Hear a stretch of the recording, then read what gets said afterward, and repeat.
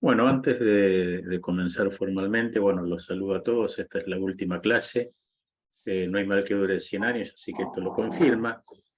Y, y hoy vamos a terminar de ver algunos aspectos de sociología de la religión. Eh, Recuerden que de acá al sábado ustedes deberían entregarme el trabajo final.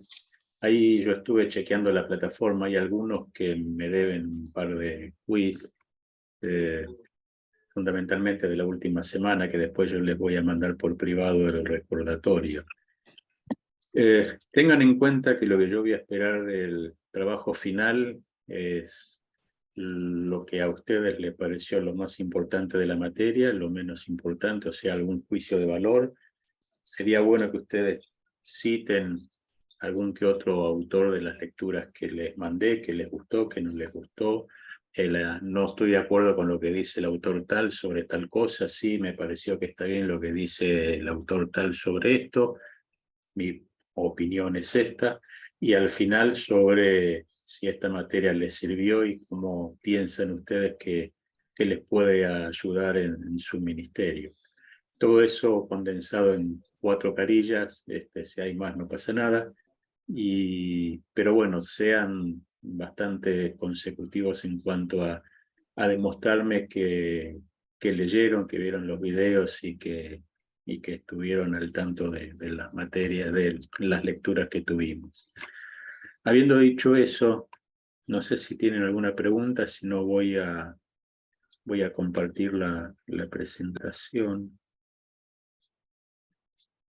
Okay, ¿dónde está? Eh, ¿Ahí ven todos? Sí. Ok. Bueno, vamos a hablar acerca de algunos conceptos. No vamos a hablar de todos, pero sí de los que yo entiendo que son los más importantes. Como les decía al principio de esta materia, pese a que en las iglesias evangélicas se sigue hablando de la posmodernidad, bueno, la posmodernidad pasó hace 40 años, ¿sí? Desde la década del 90 a la fecha estamos en lo que los sociólogos y antropólogos llamamos la hipermodernidad. Eh, Uno de los sociólogos franceses que más escribió sobre el tema y a nivel internacional es Gilles Lipovetsky, que él lo que va a decir es que la cultura hipermoderna se caracteriza por el debilitamiento del poder regulador de las instituciones colectivas y la atomización de los actores de cada uno de los grupos, sean familias, religión, partidos políticos, culturales, etcétera. Yo les mandé a leer un par de artículos de Lipovetsky. Básicamente lo que él está diciendo, el hombre no solamente es más egocéntrico, más egoísta, más individualista, es espiritual a su manera, que ahora lo vamos a ver, pero fundamentalmente cuestiona todo lo que tiene que ver con las instituciones. Instituciones son la justicia, la universidad, los políticos, los sindicatos, la iglesia. Ellos meten todo en la misma bolsa y todo lo relativizan. Entonces, yo le puedo decir a una persona, sí, pero la Biblia dice o Dios dice, me va a decir, bueno, eso es lo que vos crees o lo que a vos te parece o lo que vos entendés. No tengo yo por qué creer en lo mismo. Y van a empezar a relativizar no solamente los valores que para nosotros son fundamentales, sino relativizar todo lo que tiene que ver con algo emanado de una autoridad institucional. Por eso es que las iglesias como tales, las religiones como tales, están perdiendo cada vez más adeptos, y esto pasa en todas las religiones, ¿sí?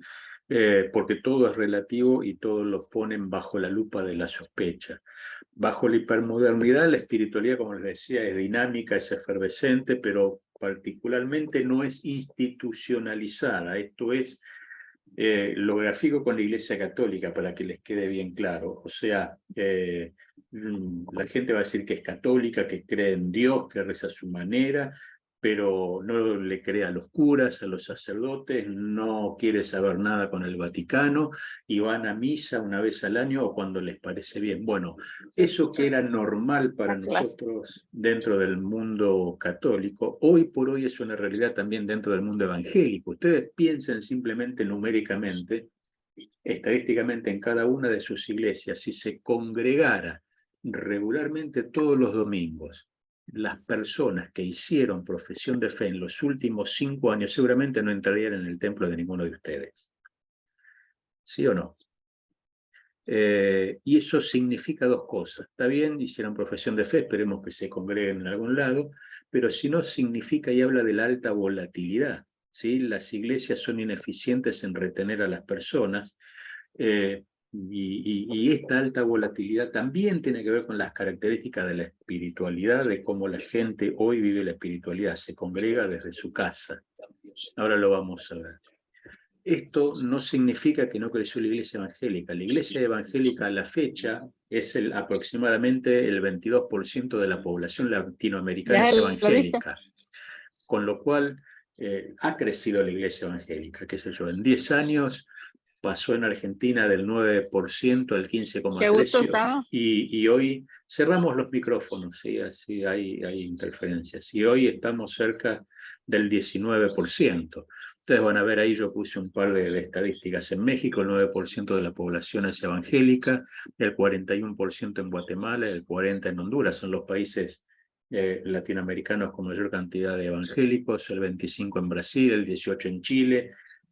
Cayó drásticamente la cantidad de católicos en Chile, 10% en Colombia, 15% en Perú, 18% en Panamá, 33% en Puerto Rico. O sea, es un porcentaje representativo. Ahora, si tomamos de cada uno de esos países, ¿cuántos efectivamente en una encuesta contestarían que se congregan y asisten a los cultos?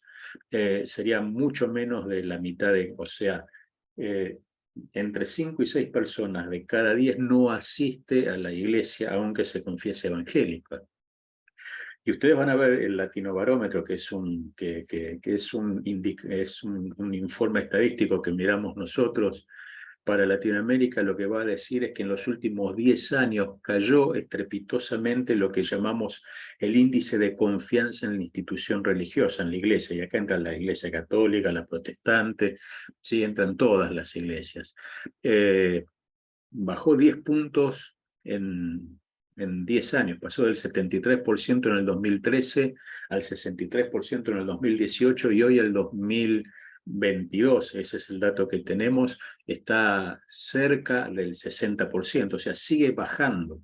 ¿Eso qué quiere decir? Que el 89% de los latinoamericanos dice que cree en Dios, pero nada más que 6 de cada 10 van a una iglesia regularmente. ¿Se entiende?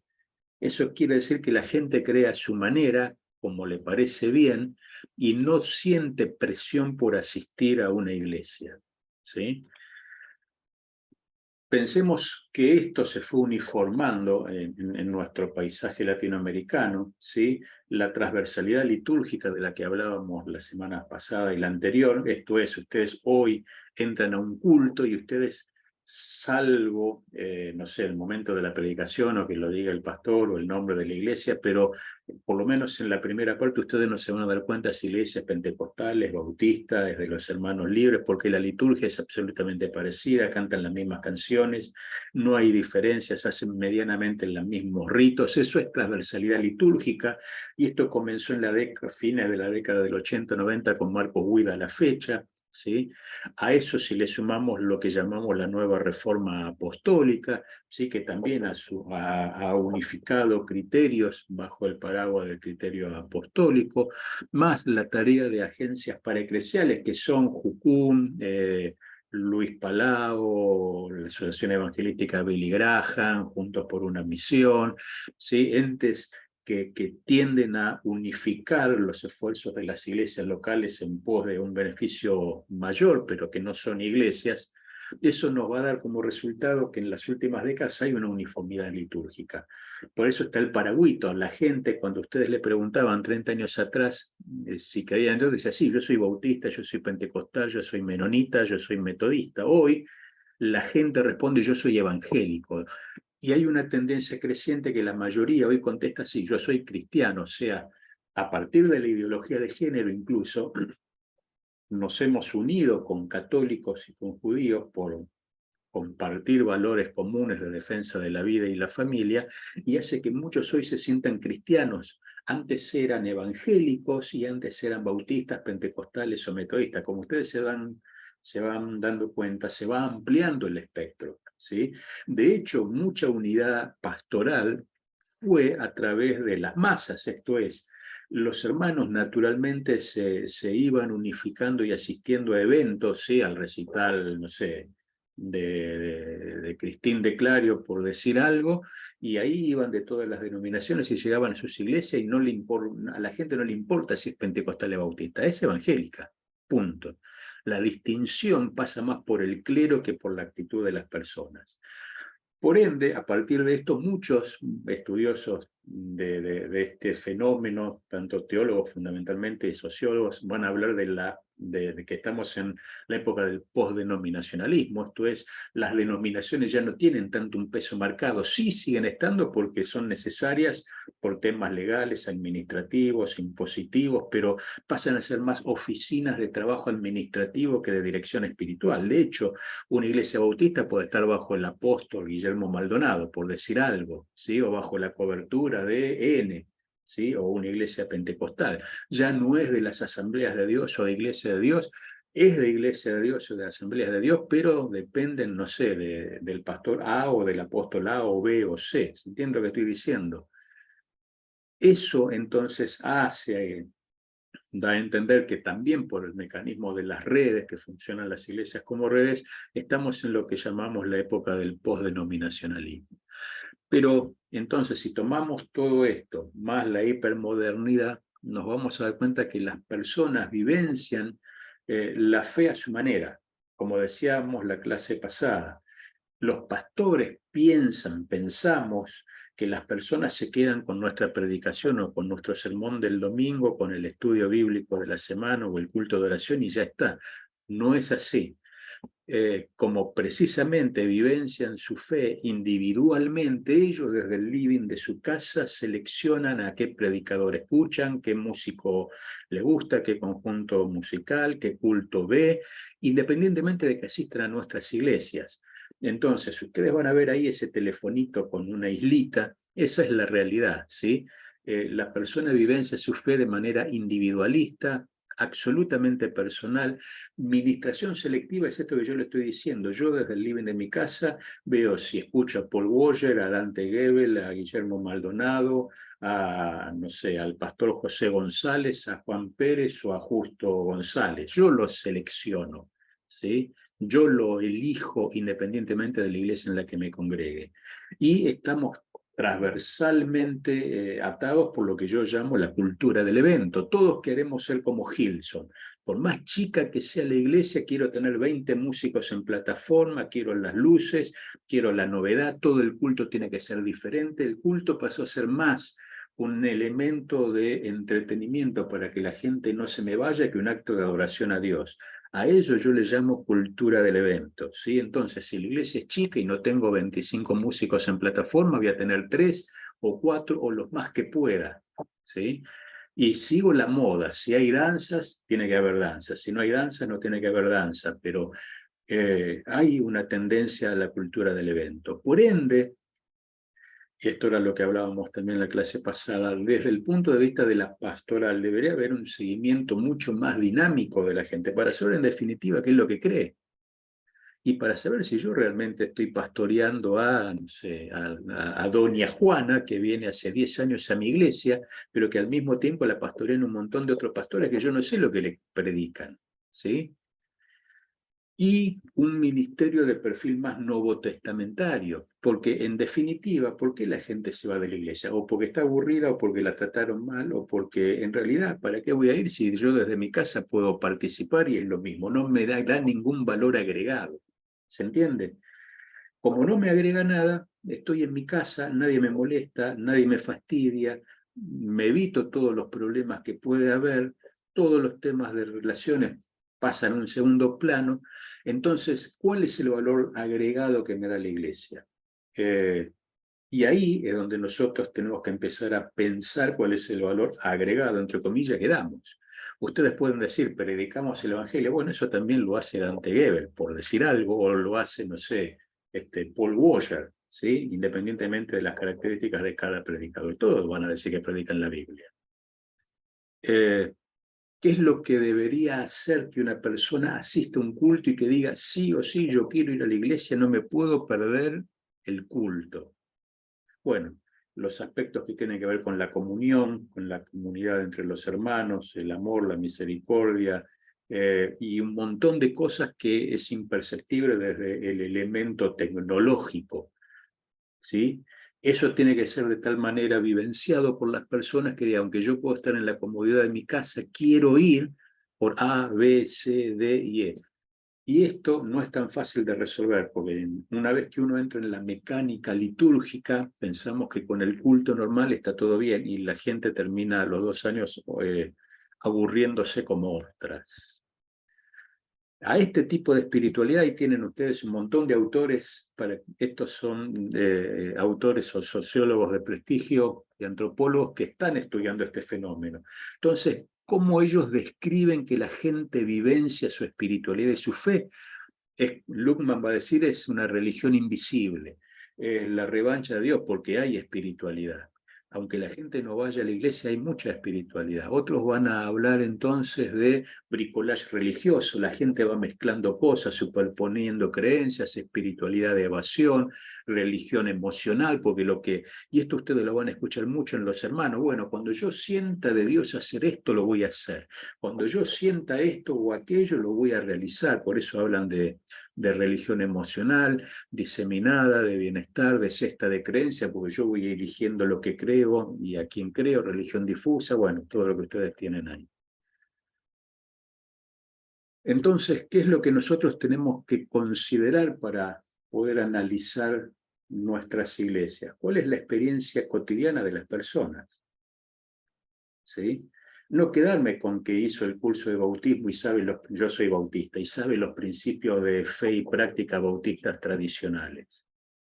Porque no pasa, porque aunque lo sepa, capaz que está mezclando un montón de otras cosas.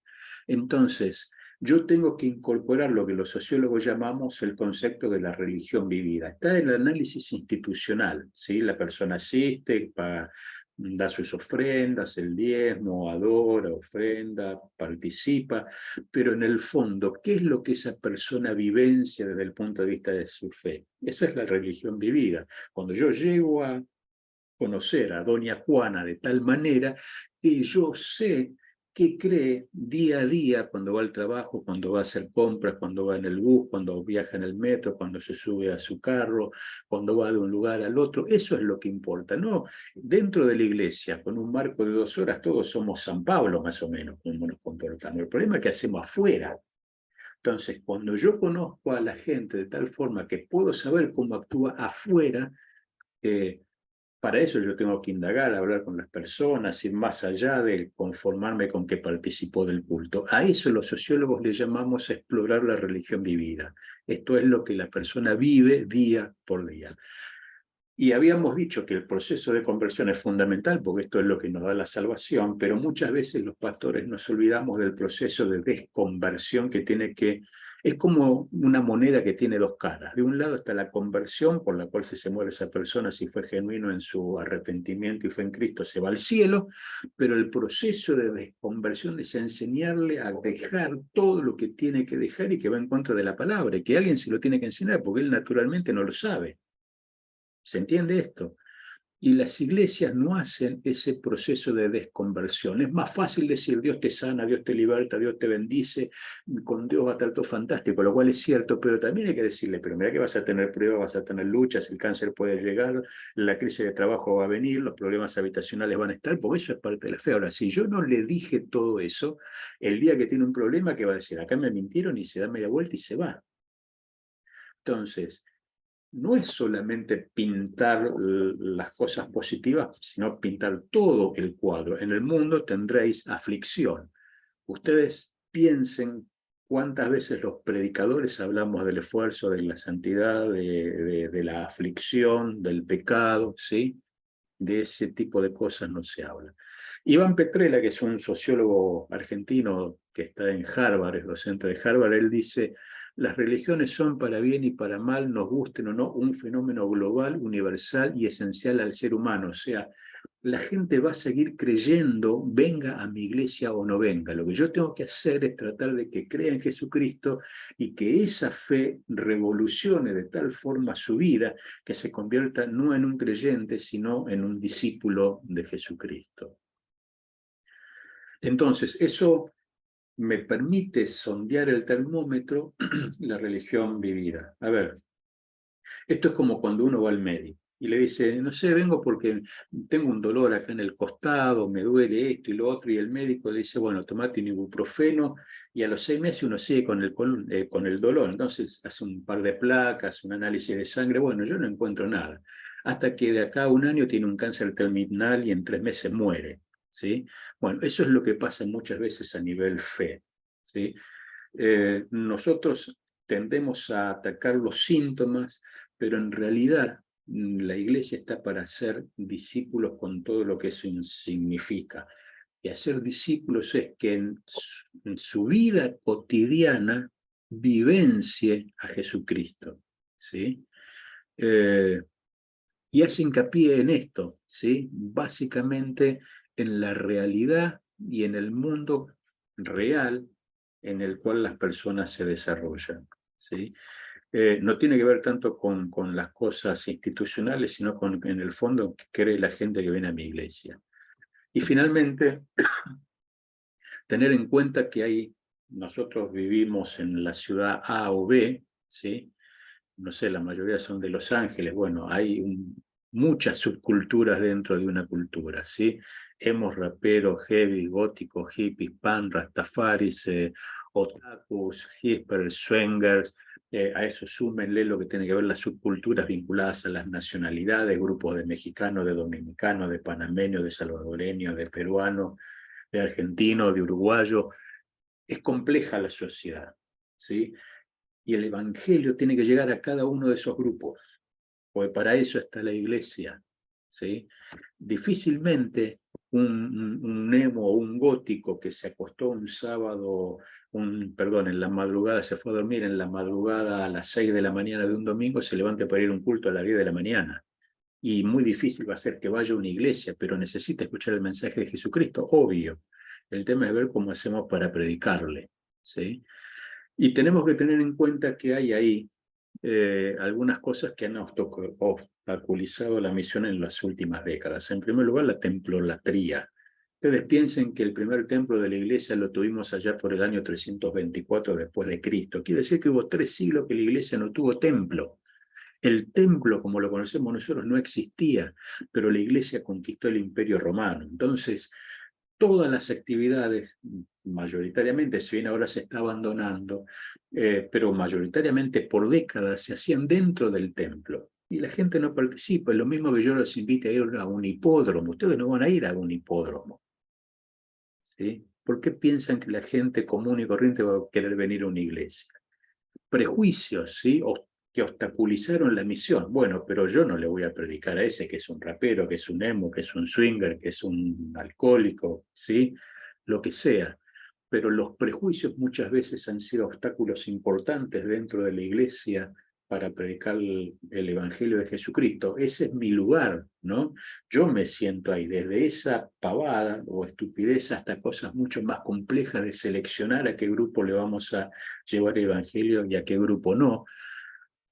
Mucho esfuerzo, como decíamos, en la cultura del evento o la cultura de la plataforma, ¿sí? En realidad, una vez una hermana me dijo, ay, pastor, no me gustó mucho lo que usted dijo, ay, qué alegría. Le dije, hermana, porque no era para usted, ¿no? El culto es para Dios, básicamente. Pero bueno, el culto es para Dios, ¿sí? Nosotros no estamos para, obviamente, si tiene profesionalismo y está bien realizado, mejor, pero hoy por hoy es mucho más importante el tiempo que se le dedica, no sé, a la administración musical que a la palabra, ¿sí? Hay que examinar qué es lo más importante y dónde está la centralidad para anunciar el Evangelio, obviamente que también a través de la música, pero hemos perdido mucho tiempo en eventos, seminarios, conferencias, clínicas, talleres, entre nosotros, mientras la gente afuera se iba al infierno con un montón de evangélicos que lo rodeaban.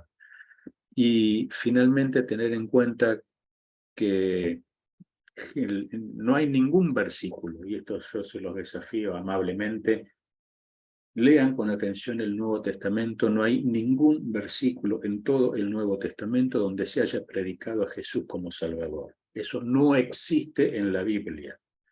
A Jesús se lo predicaba como Señor y Cristo.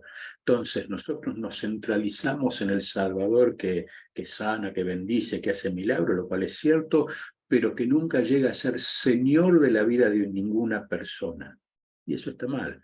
Juan el Bautista dice, el reino de los cielos se ha acercado. El que viene detrás de mí, el cual yo no soy digno de desatar encorvado la correa de sus sandalias, ese os bautizará en Espíritu Santo y fuego. ¿Sí? Jesús va a decir, el reino de los cielos se ha acercado, Mateo 4:17. El primer sermón de la iglesia, Pedro habla ante 3.000 personas y dice, sepa pues certísimamente la casa de Israel que a este Jesús a quien vosotros crucificasteis, Dios le hizo Señor y Cristo. Va a decir el famoso versículo de San Pablo que nos gusta tanto en Romanos 10:9-10, si confesares con tu boca que Jesús es el Señor, no dice Salvador, y creyeres en tu corazón serás salvo. La predicación apostólica era Jesús como Señor en el contexto del Imperio Romano.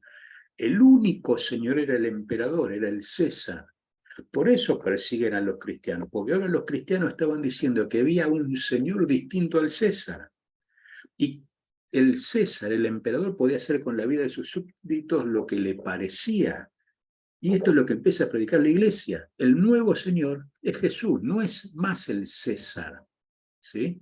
Entonces, por eso iban a la muerte cantando himnos y cánticos espirituales y eran torturados y seguían anunciando, porque Jesús era Señor hasta de su propia vida.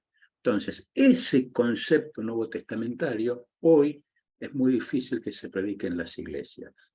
Entonces, incluso hemos dado vuelta el mensaje evangélico para evitar que la gente se vaya. ¿Y qué es lo que pasó? La gente se fue igual. ¿Sí? Porque esto es como Lutero le dice a León XIII cuando lo manda a llamar y le dice, ¿por qué estás hablando lo que estás en contra del Papa y de la autoridad papal?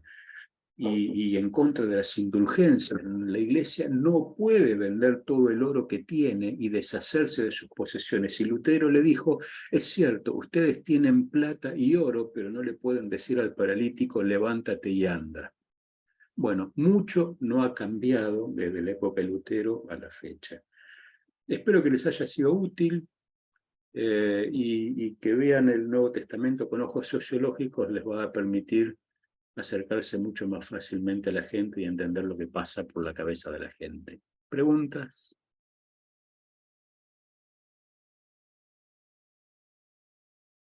Bueno, ¿no entendieron? Pues está todo más que claro. Bueno, jóvenes, a ver, a partir de ahora entramos en tiempo de descuento, ¿sí? Y este ser humano fantástico que soy yo, va a empezar a corregir los ensayos a partir del sábado. Así que pónganse las pilas, hagan lo mejor que puedan y ustedes tienen que convencerme de que prestaron atención a las clases, que leyeron y que esto les va a servir o no. Si ustedes dicen esta materia es una porquería, no me va a servir y me lo justifican, será fantástico. Y si dicen que esto les va a servir, me lo justifican y va a ser mejor. ¿Alguna pregunta final? Si no, nos despedimos. ¿No? El último día para entregar el trabajo Es el es el sábado, sábado, hasta las 11, ¿verdad? hasta las 0 horas del domingo. Okay. Como yo soy bueno y voy a estar durmiendo hasta la mañana del domingo, no me voy a dar cuenta que no lo entregaron. Así que una vez que me desperté el domingo ya venció el plazo. Esto es así porque no por capricho, es algo que ustedes me digan, tuve algún problema que obviamente lo vamos a atender, pero básicamente pues yo la semana que viene le tengo que mandar a la hermana Estela Lee las notas. Entonces necesito cerrar la materia durante el transcurso de la semana que viene. Perfecto. ¿Sí? Bueno, Dios les bendiga. Un gusto haberlos conocido a todos. Espero que les haya sido de utilidad. Y nos vemos en la próxima materia, que será antropología cultural, para lo que les toque. Muchas gracias por la clase, profesor. Excelente. Muchas Muchas gracias. Gracias. Bueno, un gusto. Gracias, Dios le bendiga. Bendiciones a todos. Saludos. Cuídense.